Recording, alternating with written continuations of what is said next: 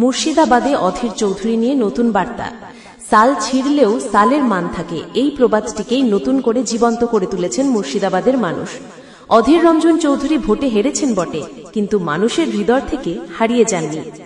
প্রাক্তন সাংসদ ও প্রদেশ কংগ্রেস সভাপতি হিসেবে দীর্ঘদিন ধরে মুর্শিদাবাদের মানুষের পাশে দাঁড়িয়ে উন্নয়ন থেকে শুরু করে বিপদে আপদে সহযোগিতার হাত বাড়িয়েছেন অধীরবাবু।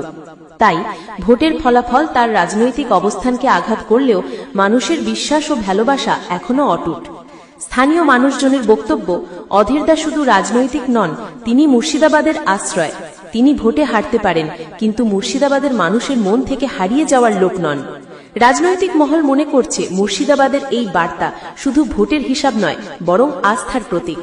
অধীর চৌধুরীর মতো নেতা প্রমাণ করে দিয়েছেন, প্রবাদ বাক্যের মতোই তিনি হয়তো হারবেন, কিন্তু মানুষের অন্তরে তার মান অটুট থাকবে। এক কথায়, সাল ছিঁড়লেও সালের মান থাকে। অধীর হারলেও মুর্শিদাবাদের মানুষ তাকে হারিয়ে যেতে দেননি।